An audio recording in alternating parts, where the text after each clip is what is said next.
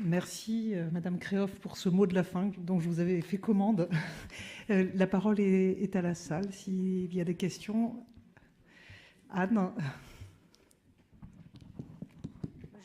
Je voudrais dire pour Fanny Bussac, donc il y a une mission d'imputabilité des lésions à l'enfant au syndrome du bébé secoué chez un enfant vivant.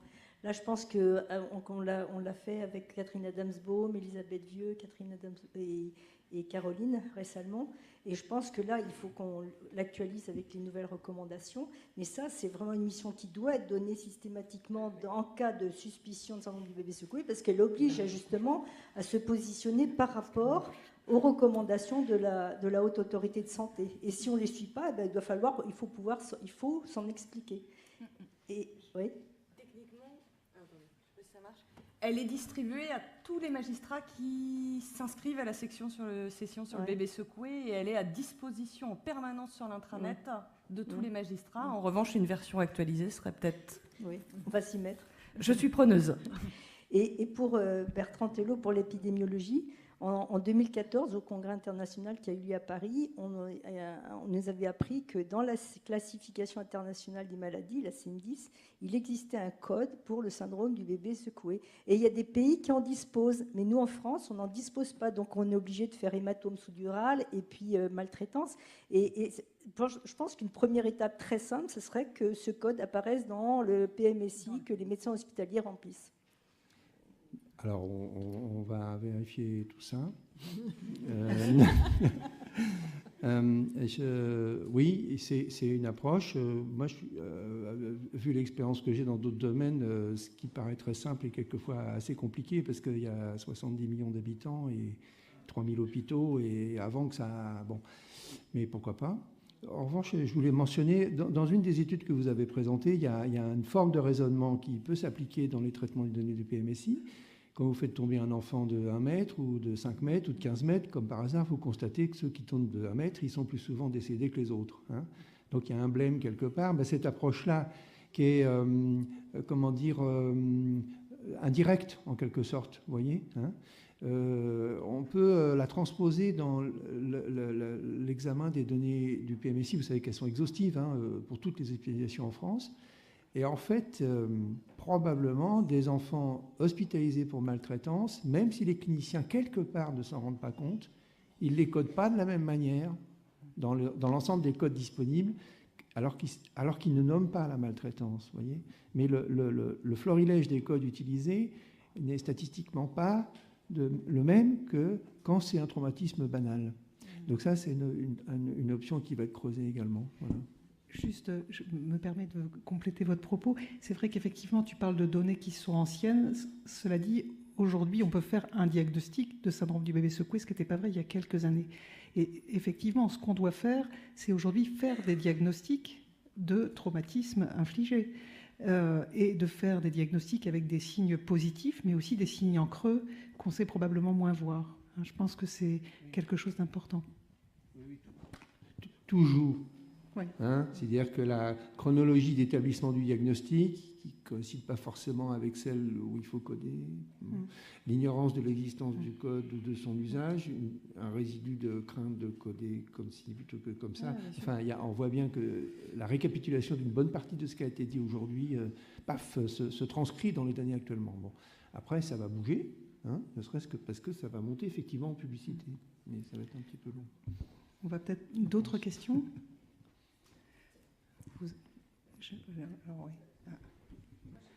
J'aimerais juste encore dire quelque chose, je suis désolée, mais on n'a pas beaucoup parlé des assistantes maternelles.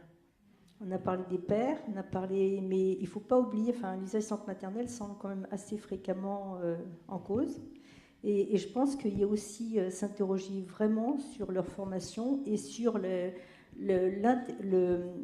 est-ce que c'est pas mettre en danger les assistantes maternelles et les enfants quand on donne un agrément pour 3 voire 4 enfants sans donner d'informations sur l'âge. Parce que quand on voit comme c'est difficile de garder parfois un seul enfant, on imagine un seul adulte avec 2, 3, 4 enfants petits. Ben franchement, c'est créer des situations où on est de grand danger. Sur les assistantes maternelles, donc c'est une compétence des départements. Hein, ils sont chargés des 120 heures de formation, 60 heures avant l'arrivée du premier enfant et 60 heures après. Il faut, comme pour toutes les autres formations, il faut revisiter le corpus de formation, les méthodes pédagogiques, parce que ce n'est pas le même public, donc les méthodes pédagogiques, comment on intervient en formation auprès de ce public-là, et au-delà des formations obligatoires, mais c'est le même propos que pour les médecins, comment il y a des formations récurrentes, et surtout comment il y a des espaces où ces assistantes maternelles puissent venir expliquer leur désarroi, puissent venir être soutenues dans cette prise en charge quotidienne d'enfants des autres. Et ça demande là aussi, au sein des départements, une véritable politique précise de suivi et d'accompagnement des assistantes maternelles. On ne va pas se le cacher, dans un moment de tension pour les départements. Alors, ce n'est pas parce que je représente des départements, mais c'est parce que c'est une constatation que nous faisons aujourd'hui au sein du CNPE, mais il n'y a pas que nous. Nous sommes véritablement dans un état de tension budgétaire dans les départements, et il faut être vigilant à ce que les choix qui soient faits ne soient pas des choix qui abaissent la qualité de la formation et du suivi des assistantes maternelles. Donc je reboucle en disant, pour faire pression sur ces choix, il faut qu'il y ait une connaissance, et notamment une connaissance du grand public, et quand je dis connaissance, peut-être voire même une vigilance du grand public ou une revendication du grand public sur ces questions-là, parce qu'in fine, c'est quand même eux les électeurs des conseils départementaux. Donc vous voyez, tout se lie en termes de visibilité de la question pour que, dans le cadre des politiques publiques, les choix qui soient faits dans le sens de la protection des enfants.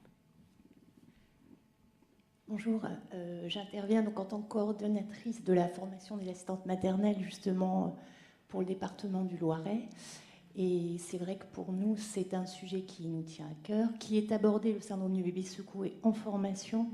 C'est vrai que c'est un public qui est très concerné. On a effectivement, comme vous dites, dû adapter notre discours aussi. Il ne faut pas trop le distancier par rapport à ce public-là, sinon elles ne se sentent pas concernées.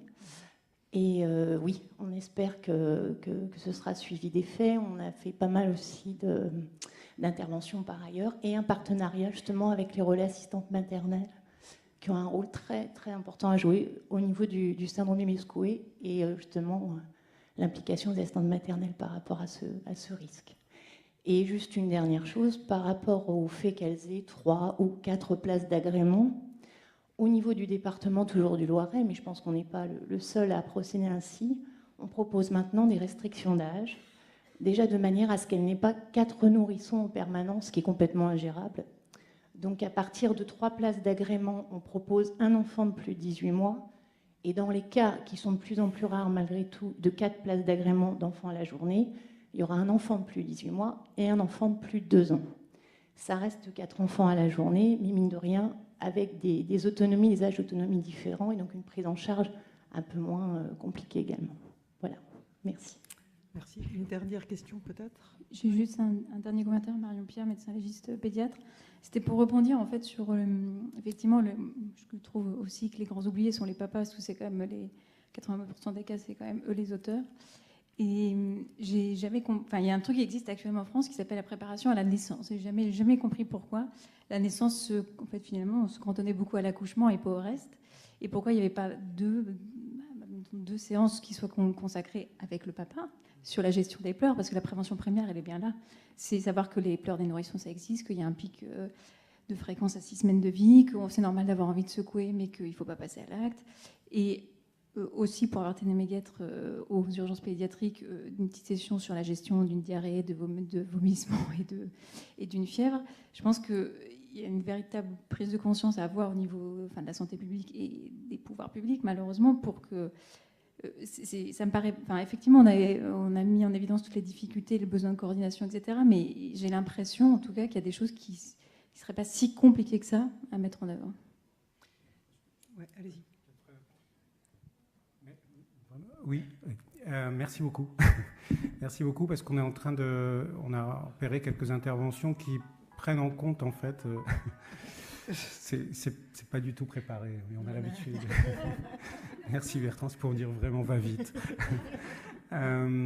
Juste pour dire qu'effectivement, et on voudrait par exemple expérimenter une intervention qui existe depuis longtemps aux États-Unis, mais il faut adapter cette formation, etc., mais qui prend vraiment, qui est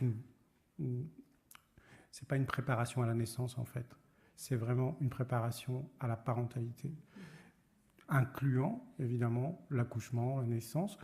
Quand je parlais tout à l'heure de dépression postpartum, ça peut être très traumatisant parce que les choses ont changé dans la société. Donc les parents voilà, la parentalité change, la place du père a changé. Du coup, il y a beaucoup de papas qui se sentent investis d'un rôle parce qu'ils étaient souvent quand même à côté, ils ne savaient pas trop quoi, un peu, qu'est-ce que je vais faire. On a plutôt l'image du papa qui attendait à fumer les clopes dans le couloir. Aujourd'hui, non, c'est le contraire, il faut qu'il soit là, il faut qu'il filme, il faut qu'il participe, ça devient même un assistant à l'accouchement, sauf que ça peut être extrêmement traumatisant. Donc du coup, on s'intéresse beaucoup à ces approches qui font de la préparation à la naissance et au début de la parentalité pour le couple et pas seulement pour la mère, parce qu'il ne faut pas non plus aussi tout mettre sur la mère. Donc c'est un peu une idée d'être enceinte tous ensemble qui peut-être a un changement culturel à opérer. Je lance un nouveau slogan. Mais c'est vrai, vous avez tout à fait raison. Et je voudrais juste rajouter un dernier tout petit mot, parce qu'on n'a pas du tout parlé, mais je pense que c'est fondamental, parce qu'il y a beaucoup de gens de PMI, je crois. C'est la question de l'importance de la visite à domicile qui est en train de mourir. Vraiment, moi j'insiste, pour être un ancien responsable de PMI, quand je dis elle est en train de mourir, je caricature, je vois des gens qui... Elle est en train de mourir parce que la visite à domicile, pour moi, j'engage ma responsabilité individuelle, c'est pas seulement quand il y a des problèmes. Je parle de la visite à domicile justement pour prendre du temps avec la mère, surtout quand elle est soit enceinte, soit quand elle vient d'avoir un bébé, simplement en observation. Observer comment ça se passe. Il n'y a pas assez de temps pour les professionnels. Peut-être que vous allez me dire non, mais franchement, alors en tout cas, il y a une grande hétérogénéité dans les départements, parce que c'est fondamental. Passer du temps, on voit que parfois, quand on dit qu'il y a des choses simples à faire, ben oui, passer un peu de temps, accompagner un peu, c'est aussi ça la prévention, et c'est peut-être même d'abord ça la prévention. C'est juste ne pas se sentir isolé. Et quand on se sent isolé, savoir qu'on peut appeler quelqu'un, un voisin. On a parlé des voisins tout à l'heure qui ne supportaient pas les cris. Les voisins peuvent aussi être aidants. Donc voilà. Absolument, et savoir aussi qui appeler quand parents, père, mère, assistante paternelle se sent persécuté par les pleurs d'un nourrisson, puisque je pense que c'est aussi de ça qu'on parle. Anne, il est 17h03, j'ai tenu mon temps. Je voulais vraiment remercier très chaleureusement tous les membres de cette table ronde que j'ai embêtés par mail dans la semaine passée et qui vraiment ont été partie prenante de ces échanges. Merci beaucoup. Merci Anne.